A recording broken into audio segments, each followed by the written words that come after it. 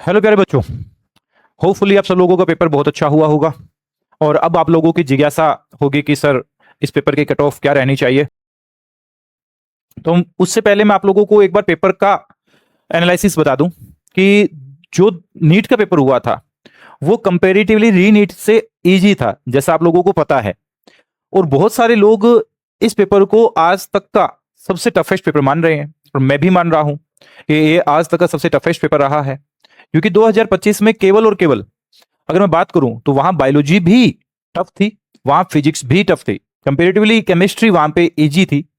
लेकिन इस पेपर में अगर 2025 के कंपेरेटिवली 2026 में बात करूं तो यहां पे जो बायोलॉजी है वो कंपेरेटिवली फिजिक्स और केमिस्ट्री के इजी था, जो कि स्कोरिंग सब्जेक्ट होता है। तो इसीलिए 2025 से मैं ये मानता हूं कि 20 से 30 नंबर इस बार जो कट ऑफ है वो ज्यादा रहनी चाहिए। तो 2025 के अंदर 525 की कट ऑफ थी, तो इस बार मान के रखिए कि 550 अराउंड कट ऑफ जानी चाहिए जनरल कैटेगरी की। ओबीसी कैटेगरी के लिए 540 अराउंड कट ऑफ होनी चाहिए। एससी के लिए 450 अराउंड कट ऑफ होनी चाहिए। और एसटी के लिए 435-40 अराउंड कट ऑफ होनी चाहिए। और ईडब्ल्यूएस के लिए भी आप मान के रखिए कि 545 या 540 के अराउंड ही कट ऑफ रहनी चाहिए इस बार। तो ये तो रही कट ऑफ की बात।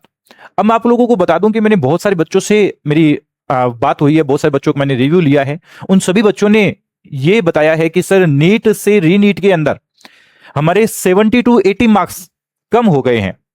मतलब इस बार आप देखिएगा किसी का भी परफेक्ट स्कोर नहीं बन रहा है। जैसे कि नीट के पेपर में 14 प्लस स्टूडेंट्स का परफेक्ट स्कोर बन रहा था, लेकिन इस बार किसी का भी परफेक्ट स्कोर नहीं बन रहा है। और 70 टू 80 मार्क्स कॉमनली सब बच्चों के डिक्रीज हुए हैं री नीट के अंदर। तो आप मान के रखिए कि जो हम प्रिडिक्शन नीट के अंदर 615 625 की लगा रहे थे, वही अब 70-80 नंबर कम होकर 550 के आसपास रह जाएगी। तो ये था आप लोगों के प्रिडिक्शन। होपफुली आप सब लोग खुश होंगे, और खुश रहिए और जीवंत रहिए। धन्यवाद।